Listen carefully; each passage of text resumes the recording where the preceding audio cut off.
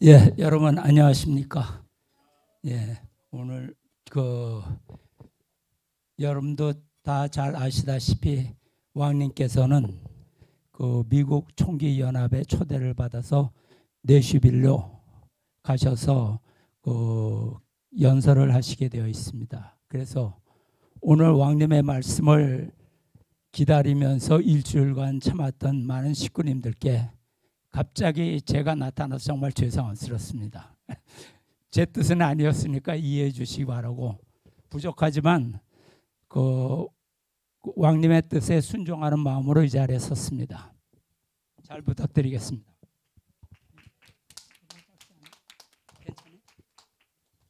예, 오늘 제가 준비한 그 내용은 독생녀의 거짓말, 이런 내용 가지고 말씀드리도록 하겠습니다. 아마 여러분들 중에도 많이 아시는 분이 계시라고 생각합니다.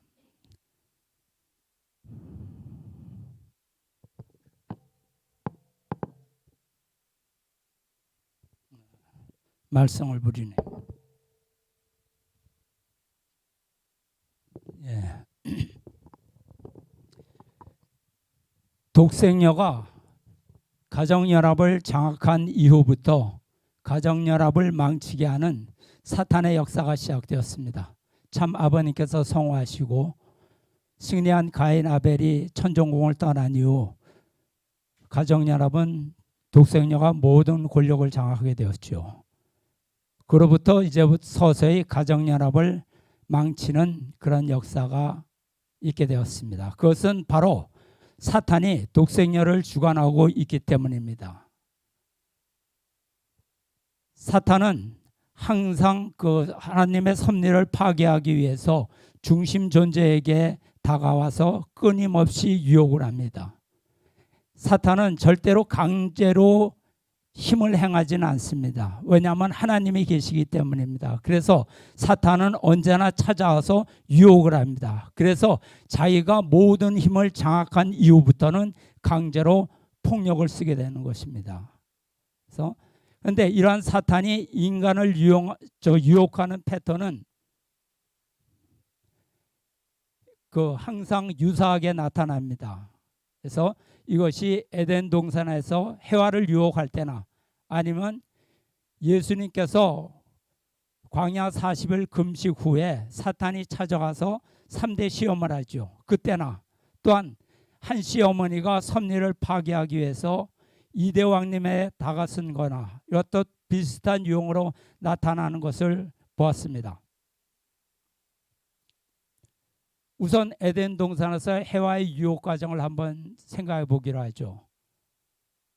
사탄은 미완성한 해와에게 다가와서 선악과 열매를 따먹으라고 합니다. 하나님께서는 따먹지 말라, 따먹으면 너희가 죽으리라, 이런 계명의 말씀을 분명히 주셨지만 사탄은 이런 하나님의 말씀을 부정합니다. 너희가 결코 죽지 아니하리라, 너희가 이것을 따먹으면 하나님처럼 눈이 밝아질 것이다, 이렇게 하나님의 말씀을 부정합니다. 그래서 해와에게 하나님의 자녀의 위치에서 내려오도록 유혹을 하는 것입니다. 그런데 이 유혹에 해와가 하나님의 따먹지 말라는 계명을 지키면서 그 유혹을 이겨냈으면 참으로 좋았을 텐데, 그렇지 못하고 해와는 그 유혹을 받아들여서 선악과를 따먹고 타락하게 됩니다. 이것이 인류 전체의 타락으로 연결되는 것이죠. 마찬가지로 사탄은 광야의 예수님께 3대 시험을 하게 됩니다. 첫 번째 시험이 돌이 떡이 되게 하라. 40일 금식을 한 예수님께 찾아와서 돌이 떡이 되게 하라, 이렇게 유혹합니다. 돌은 반석을 의미하고 반석은 예수님을 상징합니다. 예수님께서는 말씀의 실체로 오신 분이죠. 그래서 이 돌이 떡이 되게 하라, 이 말씀의 의미는 사탄이 예수님께 메시아를 포기하고 육신의 욕망을 취하라고 유혹한 것입니다. 이때 예수님께서는 사람은 떡으로만 살 것이 아니요 하나님의 말씀으로 살 것이라, 이렇게 거절합니다. 두 번째, 사탄은 예수님을 성전 꼭대기로 데려가서 유혹을 합니다. 만일 내가 하나님의 아들이거든 뛰어내려라. 하나님이 너를 다치지 않게 보호해 줄 것이다. 이렇게 얘기합니다. 이 말씀의 의미는, 이 얘기의 의미는 예수님은 성전의 실체입니다. 그렇기 때문에 성전에서 뛰어내리라 이 말씀은 메시아의 자리에서 내려오라는 그러한 유혹입니다. 이때 예수님께서는 사탄에게 주 너의 하나님을 시험치 말라 이렇게 야단치시면서 거절합니다. 이러자 사탄은 예수님께 세 번의 시험을 합니다.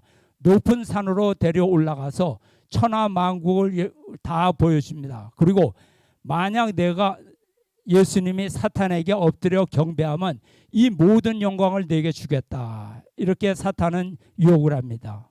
이것은 메시아의 사명을 포기하고 사탄을 섬기면서 그 대신 모든 부와 영화를 누리게 해주겠다. 이런 약속을 합니다. 그렇지만 예수님께서는 이를 거절하고 사탄아 물러가라. 오직 하나님만을 경배하고 그를 섬기라. 즉 예수님의 이 세 가지 시험을 통해서 예수님이 메시아임을 포기하고 육신의 영화를 누려라. 이렇게 유혹하는 것입니다. 그렇기 때문에 사탄의 목적은 뭐냐면 메시아의 강림 목적을 파괴하는 것이었습니다. 참 아버님께서는 재림 메시아로 이 땅에 강림하셨습니다. 그래서 모든 억만 사탄과 싸워 승리하셨죠. 그래서 사탄을 굴복시키고 천일국을 창건하셨습니다. 참 아버님은 성화 전에 후계자로 문형진님을 선포하셨습니다. 독생녀는 이 메시아의 승리하신 메시아의 그 승리 기반을 파괴하기 위해서 메시아한테는 자기가 굴복을 했으니까 그 후계자인 문형진님에게 찾아와서 유혹을 합니다. 독생녀를 통해서 후계권을 넘기라고 유혹을 합니다. 참 아버님께서는 선포문에 문형진 외 사람은 이단자요 폭파자라고 분명히 말씀하셨지만 독생녀는 참 어머니의 위치를 버리고 이대왕님에게 참 아버님의 후계권을 빼앗아서 자기가 후계자가 되고 자기가 대신자가 되었습니다. 그래서 후계자에게 자신을 하나님으로 섬기면 천정궁에서 모든 부와 영화를 누릴 것이다. 평생을 부족함 없이 마음대로 원하는 대로 다 할 수 있게 해주겠다. 나를 섬겨라. 이렇게 얘기합니다. 그렇지만 후계자께서는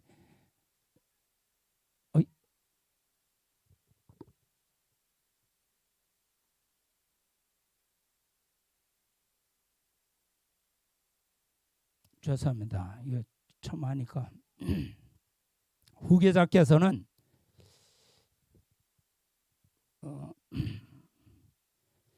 메시아의 뜻을 배신하지 말고 참 어머니의 위치를 지켜달라고 간청을 하셨습니다. 그렇지만 거절하셨죠. 그리고 후계자와 승리한 가인 아벨을 쫓아냅니다. 모든 것을 모든 부와 권력을 가진 위치에서 빈 털터리로 광야로 쫓겨나게 되는 것이죠. 모든 것을 다 잃고.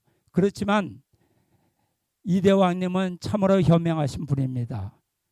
광야로 나오셨지만 가장 중요한 것, 이 하나를 갖고 나오셨습니다. 그것은 바로 3대 왕권이었습니다. 그리고 이 독생녀는 후계자와 가인 아벨을 쫓아낸 후에 천일국 최고위원회를 통해서 앞으로 후계자를 선출하겠다고 선언했습니다. 여러분, 이 말은 굉장히 중요한 말이죠. 이것은 뭐냐면 메시아가 이 땅에 강림하신 것은 하나님의 혈통을 가지고 오신 분입니다. 그런데 메시아가 성화하신 후 그 후계권이 있는 하나님의 혈통을 폐하고 천일국 최고위원회를 통해서 자기네들의 입맛에 맞는 후계자를 선출하겠다는 것입니다. 영원히 이 땅에 하나님의 혈통을 삭제하려고 그렇게 한 것이죠. 하늘의 혈통. 여러분 한번 생각해 봅시다. 타락이 무엇입니까? 타락이라는 것은 하늘의 혈통을 잃어버리고 사탄의 혈통을 받은 것. 이것이 타락입니다. 그러면 구원이란 무엇입니까? 구원이라는 것은 메시아를 통해서 사탄의 혈통을 끊고 중생함을 얻어서 하늘의 혈통을 다시 찾는 것. 이것이 구원 아닙니까? 그리고 이 지상에 메시아의 직계 혈통을 중심으로 영원한 지상 천국을 건설하는 것. 이것이 바로 구원입니다. 그런데 하늘의 혈통을 끊어버리려고 하는 것이죠.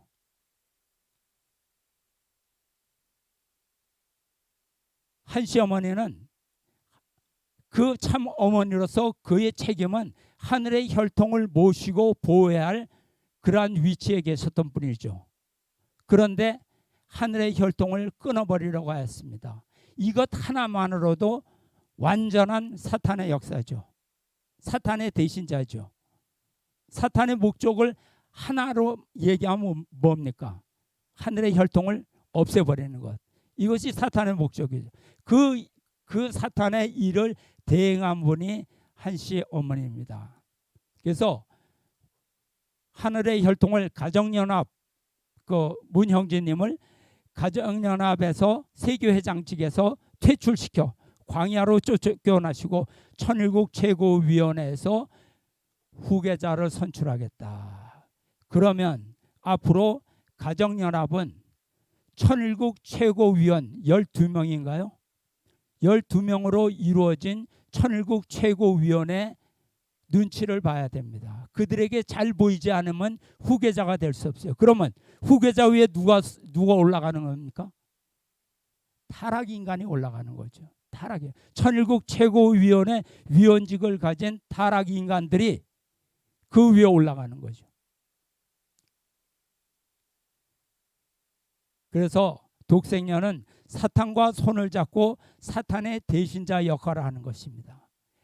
즉 재림 메시아의 강림 목적을 파괴해서 하늘의 혈통을 완전히 파괴해서 하나님의 섭리를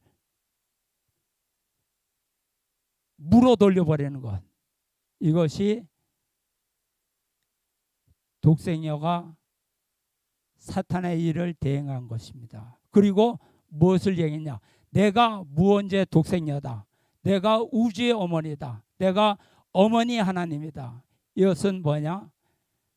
스스로 하나님이 되려 한 것.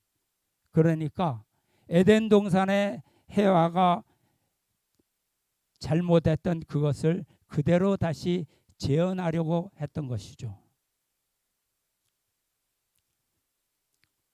한씨 어머니의 죄, 후계자에게 나를 메시아 하나님으로 모셔라. 그리고 메시아 참 아버님의 후계권을 포기하고, 처음에 포기하라 그러지 않았죠. 3년만 내가 하겠다 이렇게 얘기했죠. 그렇지만 그것은 거짓말인 게 그대로 다 드러났습니다. 그리고 나를 하나님으로 모셔라 이렇게 유혹했습니다. 그렇다 그러면 부귀영화를 주겠다.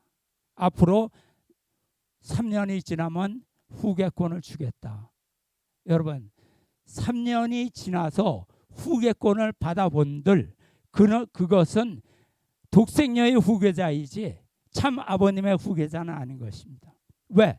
하나님 참 아버님을 배신한 자리니까. 왜 중요하냐? 왜 단 그 3년만 기다리고 많은 가정연합 간부들이 그것을 요구해줘.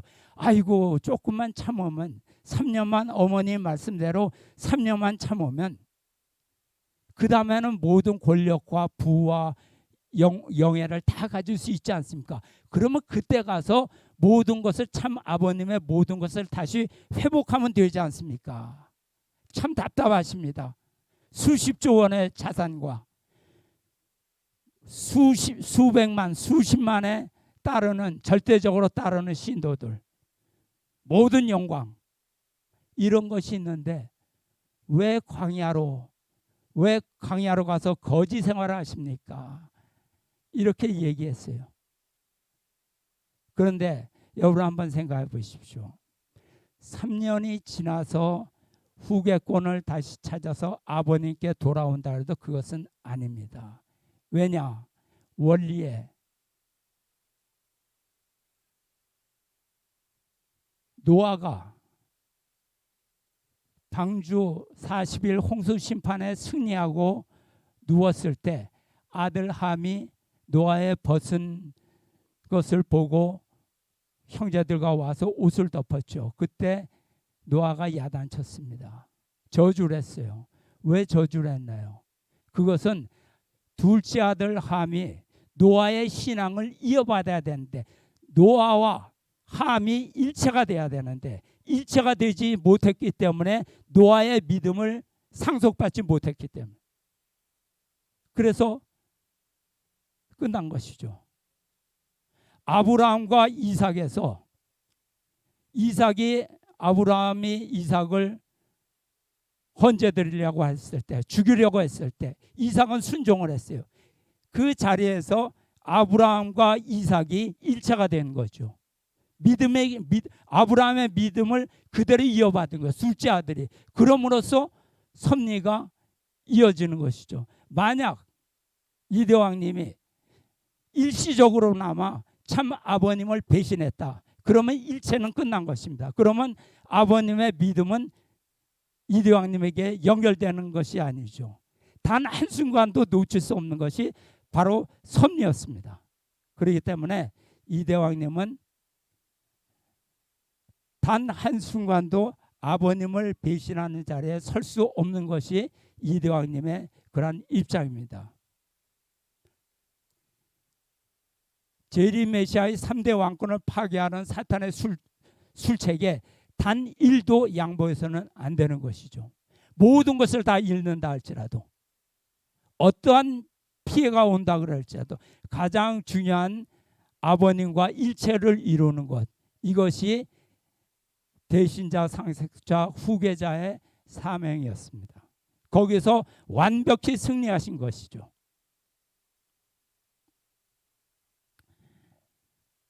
한시 어머니는 참 아버님의 혈통을 부정하고 타락된 한시 혈통을 무원죄의 혈통으로 올리고 스스로 하나님이 데려왔습니다. 그리고 하늘의 혈통을 사탄 앞에 굴복시키려고 시도했죠. 영원히 사탄 누시엘이 지배하는 그러한 세상을 만들려고 하였습니다. 그 다음에 독생녀 성주에 대해서 말씀드려 보겠습니다. 성주란 것은 참 아버님의 혈통을 타락 인간이 받음으로써 원죄를 청산하는 것이죠. 예수님께서 너 내 살과 피를 마셔라. 그러면 예수님을 따라서 구원을 받을 수 있다. 이렇게 말씀하시죠. 참 아버님께서는 성주를 통해서 인간의 원죄를 청산해 주셨습니다. 그런데 독생녀는 참 아버님은 타락된 혈통이다라고 얘기를 했어요. 그것은 뭐냐면 그 얘기는 참 아버님의 성주는 타락된 혈통의 성주이므로 원죄를 청산할 수 없다고 하는 것입니다. 거짓말을 한 것이죠. 그리고 뭐라고 했냐? 내가 6,000년 만에 나타난 무원죄 혈통이다. 그것은 내가 무원죄 혈통이란 말은 뭐냐면 내가 만든 성주로 타락을 씻어줄 수 있다고 얘기한 것입니다. 그러니까 타락된 한시 혈통이 메시아 혈통을 부정하고 자신을 통해서 타락을 벗을 수 있다고 거짓말한 것입니다. 2016년 6월 5일 가정연합에서 천일국 특별 성주식을 통해서 가정연합의 모든 축복 가정에게 독생녀의 혈통을 받는 성주식을 거행했습니다. 36가정부터 모든 사억가정까지, 즉 복귀된 축복가정에게 사탄의 성주를 마시게 함으로써 모든 가정연합의 사람들을 재타락시켰어요. 이대왕님 말씀하시죠. 가정연합에 축복가정 없다. 가정연합에 이세 없다. 왜 그렇습니까? 그들이 참 아버님으로 받은 복귀된 혈통을 잃어버렸다는 것이죠. 자손 만대까지 원죄를 이어받게 한 해와의 죄, 그런 것을 다시 재현한 것입니다. 타락된 해와의 재현이었습니다. 이것은. 그렇기 때문에 이대왕님께서는 자신의 생모지만 섭리적 봤을 때는 타락된 해와이기 때문에 바벨론의 음녀라고 야단치신 것입니다. 독생녀 어머니 하나님론. 독생녀는 유일신 하나님을 지우고 하늘 부모님이라는 우상 숭배 신앙을 도입했습니다. 그리고 스스로 우주의 어머니 하나님, 무원죄 독생녀를 선언했어요. 그런데 여러분 생각해 보십시오. 한 시어머니가 우주에서 지구로 날아왔습니까? 그는 부모가 있습니다. 아버지는 한승윤 씨이고 어머니는 홍순애 씨입니다. 그렇다 그러면 인간 한승윤과 홍순애가 부부 생활을 통해서 하나님을 낳았다는 얘기가 되는 것이죠. 인간이 하나님을 낳았다. 하나님이 인간을 창조한 것이 아니라 인간이 하나님을 창조했다는 그런 얘기가 되는 것입니다. 이거는 공산주의 유물론 주장이죠. 한 시어머니가 원리를 공부하지 않고 공산주의 유물론을 공부한 것인가요? 그리고 여기에 발 맞춰서 부안내동에서 떠드는 그러한 독생력의 신학자들, 이들은 쉽게 얘기하면 병신 아니면 사기꾼이죠.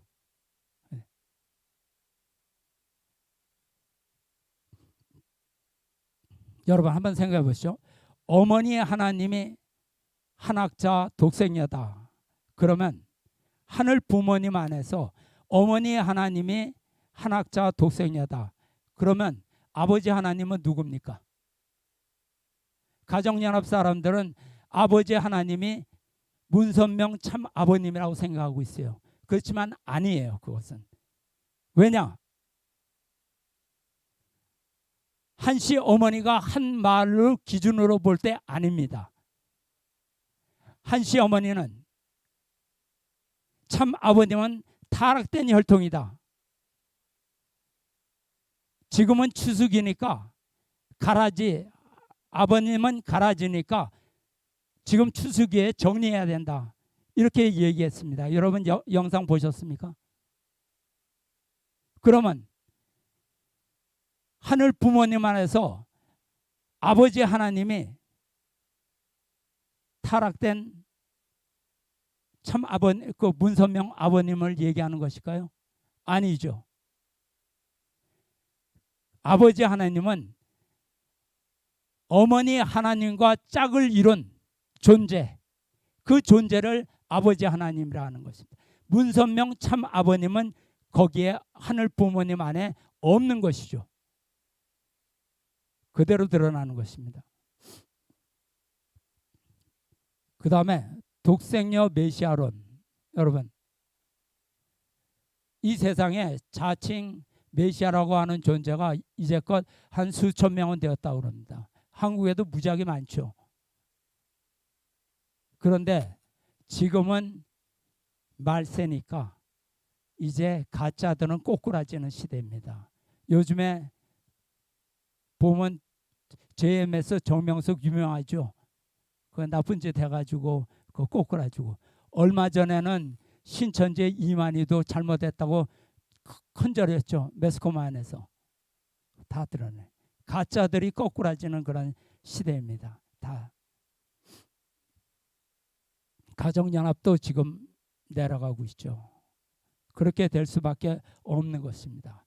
그런데 이런 자칭 메시아라고 하는 사람자들, 그런 저마다 그런 쓰레기 교리를 가지고 자기가 메시아 행세를 합니다. 그리고 많은 수의 가짜들이 원리를 도둑질해서 원리 가지고 사람들을 유혹하죠. 여러분, 이 원리의 힘은 정말로 대단합니다. 그런데 통일교회는 왜 힘을 못 쓰냐? 통일교회는 이마에 통일교라고 붙이고 다녔어요. 그리고 아버님 문선명이라는 것을 하거든요. 모든 세상에 무조건 그것만 보면 그냥 묻지도 말고 따지도 말고 무조건 다 반대를 했습니다. 그런데 이 가짜들은 거기에 통일, 문선명 이 자를 뺐어요.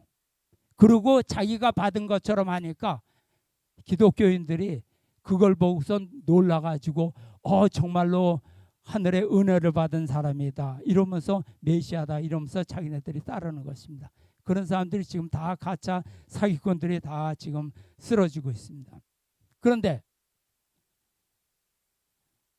독생여론은 이런 쓰레기 교리마저 없어요.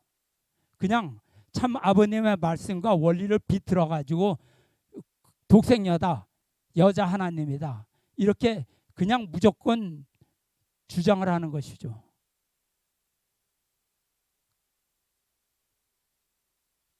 여러분 보세요. 어느 날 갑자기 한 시어머니가 내가 50년 동안 참아왔던 얘기를 하는데 내가 독생이야. 내가 어머니 하나님이, 내가 하나님이야. 이렇게 갑자기 주장했어요. 그러니까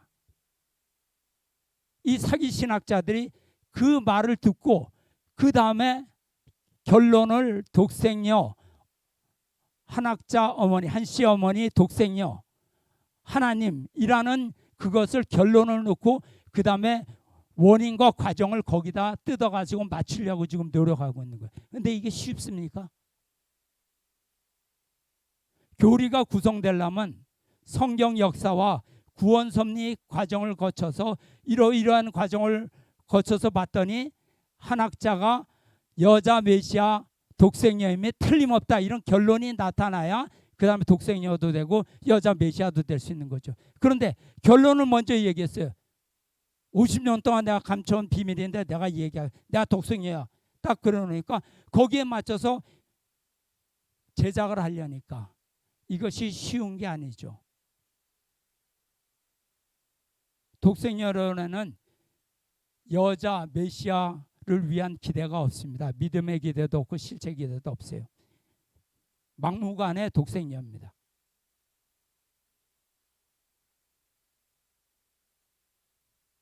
그러니까 이 사기 신학자들은 지금 땀을 흘리고 있어요. 그렇게 하지만 그게 쉽지 않습니다. 인과관계가 없습니다. 결론을 먼저 정한 다음에 원인과 과정을 억지로 거기다 만들어 붙이려고 그랬어요. 그래요. 김준춘의 독생여론. 어머님은 무원죄, 아버님은 유원죄. 이렇게 목사들 모아놓고 2일간 교육을 하니까 거기서 나중에 왁자지껄 떠들고 막 그 문제가 생기고 항의를 하고 그러니까 나중에 어때 쓱 발을 뺐어요. 이것은 개인적인 신앙이고 사견이다. 여러분, 이 사견이라는 이 말은 개인의 견해라는 말이 아닙니다. 사악한 견해다 이 말이에요. 김준춘한테 그것을 시켜놓고 그것이 문제가 생기니까 그것은 개인적인 신앙이고 사악한 견해이기 때문에 우리는 거기에 찬성하는 것이 아닙니다. 우리의 입장이 아닙니다. 발을 뺐어요. 그 다음에 조금 있다가 김명대가 나타났습니다. 참 아버님의 말씀은 95%가 가짜다. 거짓말이다. 아버님 말씀의 95%가 가짜라 그랬어요. 그렇다 그러면 김명대 얘기로 하면 아버님은 사기꾼이죠. 95%로 거짓말을 했는데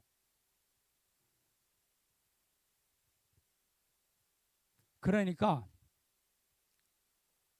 또 들고 일어났습니다.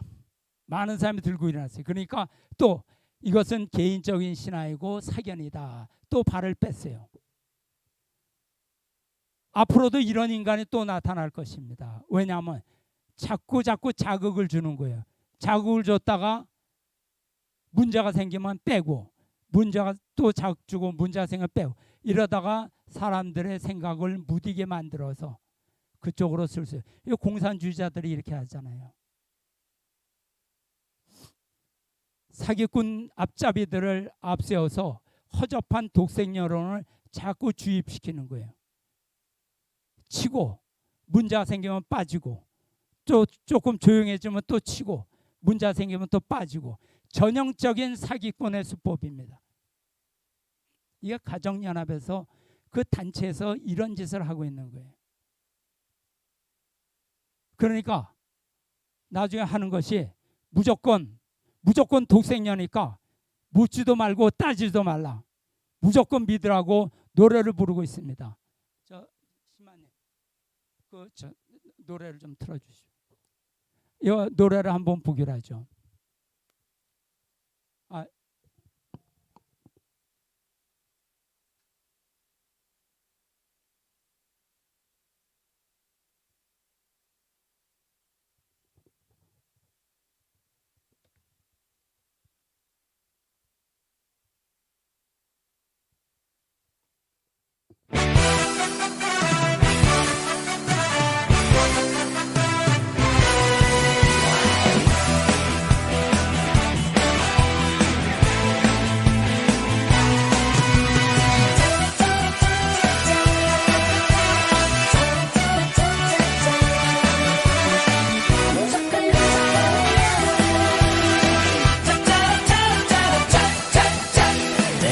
필요할 땐 나를 불러줘. 언제든지 달려갈게.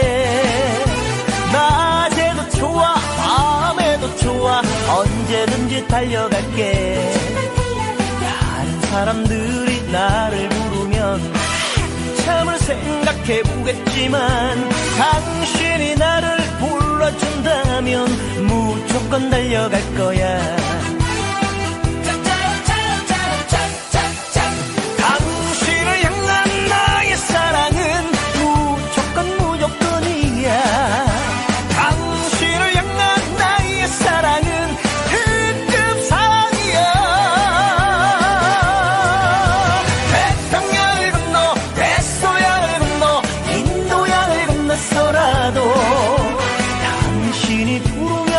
달려갈 거야. 무조건 달려갈 거야. 당신을 향한 나의 사랑은 무조건이야. 당신을 향한 나의 사랑은 특급 사랑이야. 태평양을 건너 대서양을 건너 인도양을 건너서라도 당신이 부르면 달려갈 거야. 무조건 달려갈 거야.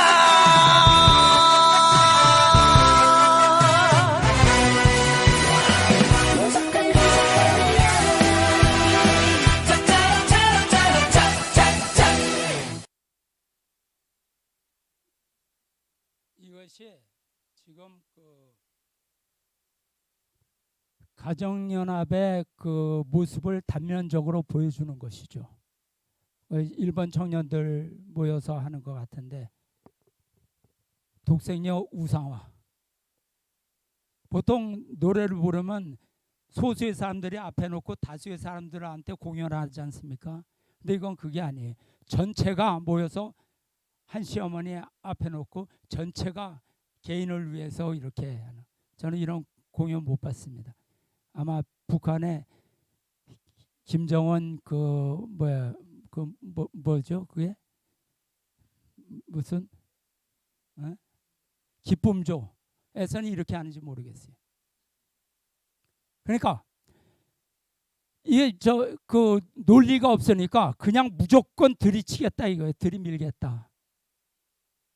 그러니까 독생녀론에 대해서 비판을 해도 반론 하나 제기 못합니다.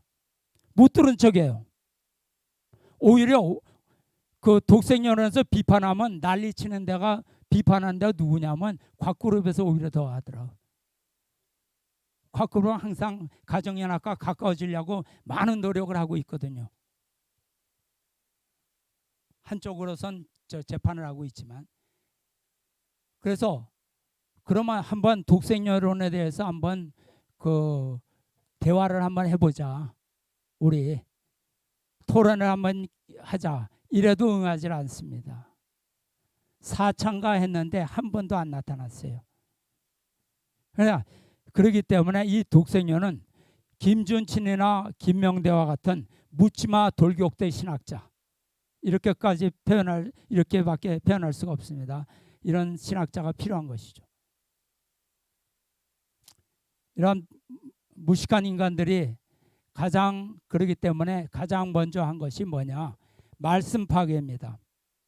말씀을 파괴하는 것은 신학적인 논리가 없어도 할 수가 있어요. 그냥 막말로 싸가지 없고 무식하기만 하면 그냥 할 수 있습니다. 생각이 없으니까 지우는 것은 뭐 오히려 더 지우개로 팔 입만 있으면 그냥 빡빡빡빡 지워버릴 수 있는 거죠. 지금 하는 짓이 그게 아닙니까? 8대 교제 교본을 파기했습니다.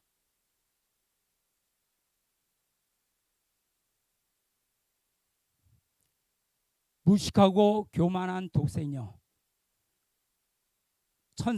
천사장 그룹 간부들에게 파묻혀 쌓였으니 지금 세상이 어떻게 돌아가고 독생녀에 대한 평가가 어떻게 되고 지금 일본 가정연합이 어떤 꼴로 흘러가는지 알지도 못합니다. 그냥 잘 돼갑니다. 잘 됩니다. 곽그룹하고 재판은 우리가 승리할 겁니다. 뭐 다 문제가 없습니다. 아 그래 그렇겠지, 내가 독생녀니까, 이런 식이죠. 마치 여러분 잘 아시죠? 안데르센의 동화 발가벗은 임금님, 모르시는 분 계십니까? 간단하게 한번 얘기할게요.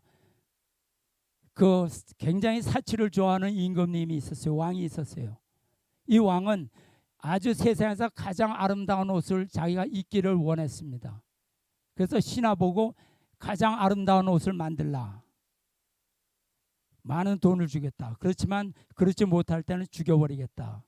그러니까 제단사들을 많이 해가지고 아름다운 옷을 만들었는데 왕의 마음이 흡족하지 못했습니다. 그래서 다 죽여버렸죠. 그런데 어떤 제단사가 나타나서 내가 가장 아름다운 옷을 만들겠습니다. 그러니까 만들라. 그러니까 이 제단사는 만드는 척을 했어요. 옷을 만들진 않았어요. 그러고 그 약속된 날에 와가지고 아무것도 없는데, 왕님 옷을 만들었는데 이 옷은 거짓말을 하는 사람에게는 이 옷이 보이지 않습니다. 그렇지만 정직하고 착한 사람한테는 이 아름다운 옷이 보입니다. 그러니까 왕 옆 곁에 있던 신하들이 그 가짜다 얘기하면 자기는 거짓말장애가 될까봐 옷이 아름답습니다 이렇게 얘기해요. 왕이 봐도 아무것도 없는데 다들 아름다운 옷이라 그러니까 자기도 아름다운 옷 아니라 그러면 자기가 정직하지 않고 자기가 바보같이 될 거니까 정말 아름답구나, 옷을 입어보십시오. 그러니까 옷을 벗고선 아무것도 없는 옷을 걸쳐 입었습니다. 아름답습니다. 막 박수를 쳤어요. 그러면 백성들한테 보여주자 임금님 행차를 했어요. 빨가벗고.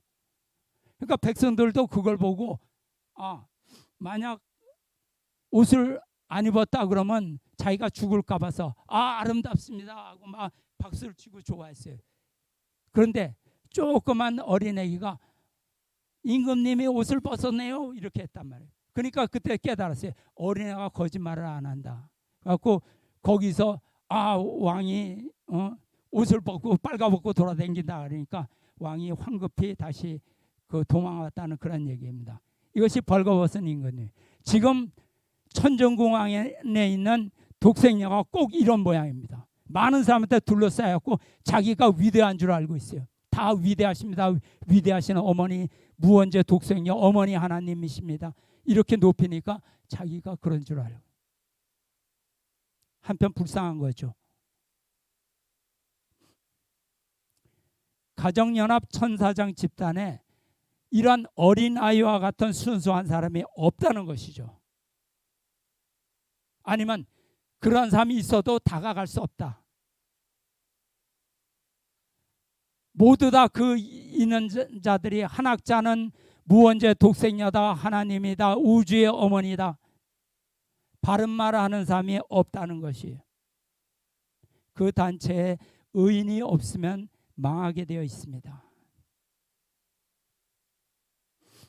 그 다음에 하늘 부모님론에 대해서 생각해 보겠습니다. 아버지 하나님과 어머니 하나님이 존재한다면 인간을 창조할 필요가 없죠. 왜? 아버지 하나님, 어머니 하나님, 부부 하나님의 완벽한 사랑을 거기서 이루어질 수 있는데 아버지 하나님, 어머니 하나님이 완전한 분들이 완전한 사랑을 이룰 수 있는데 구태여 사랑의 대상으로 인간을 창조할 필요가 있을까요?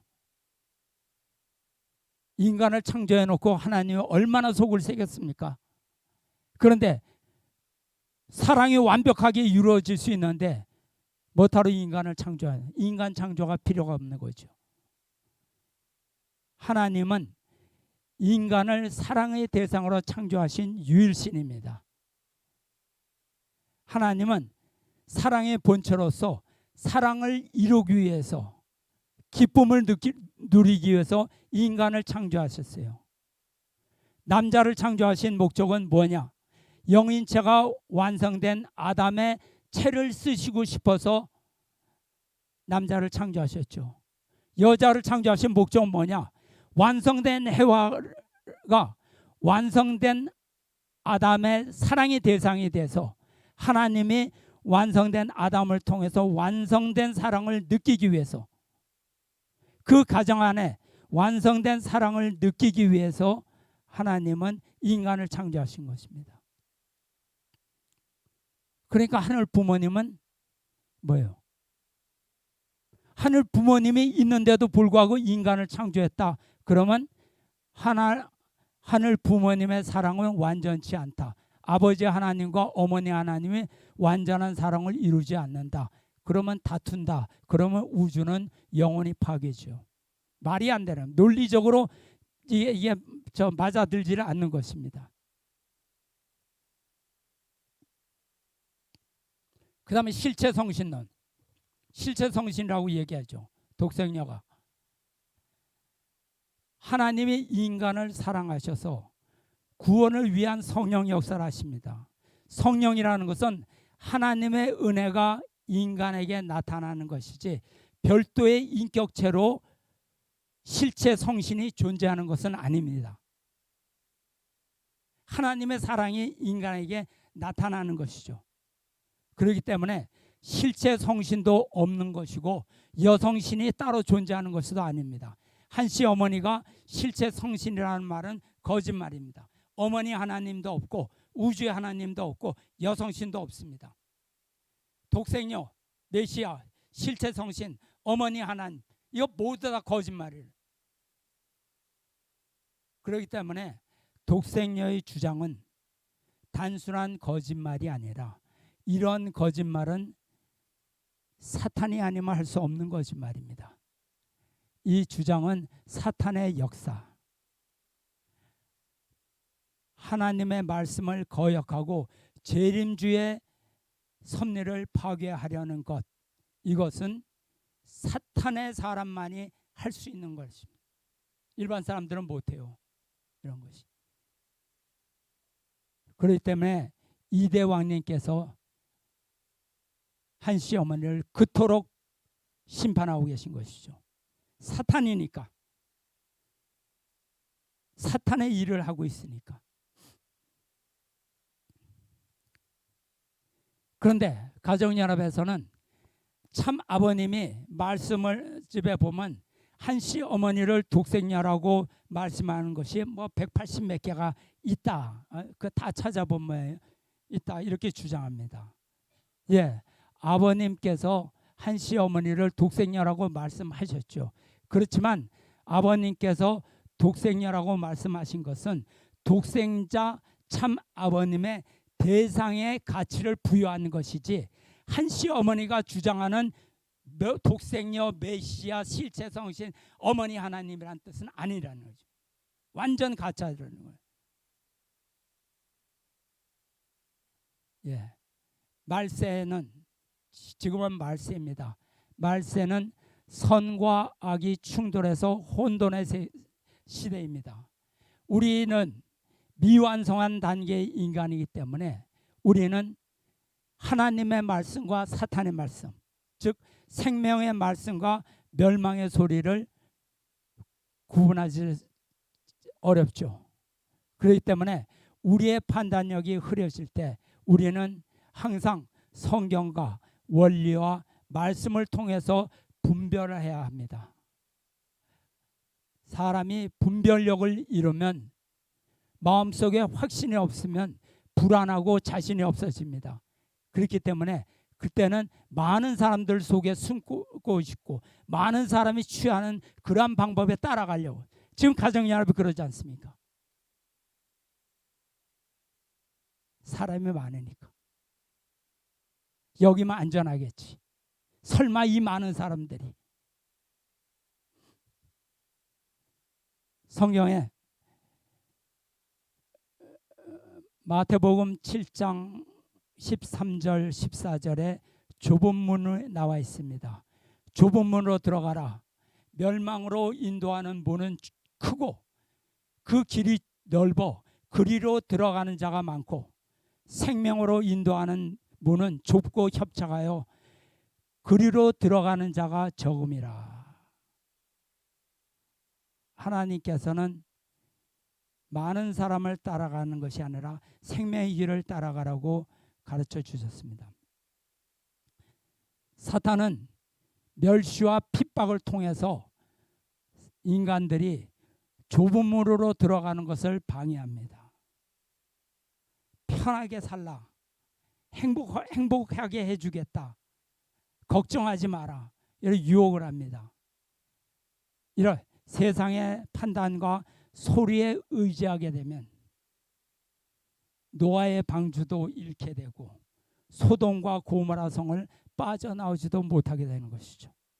그렇기 때문에 우리는 원리와 말씀을 따라서 항상 분별력을 지키고 확신을 가진 이러한 지혜가 필요할 거라고 생각합니다. 아버님께서는 무지도 죄라고 말씀하셨습니다. 예, 이상 마치겠습니다. 감사합니다.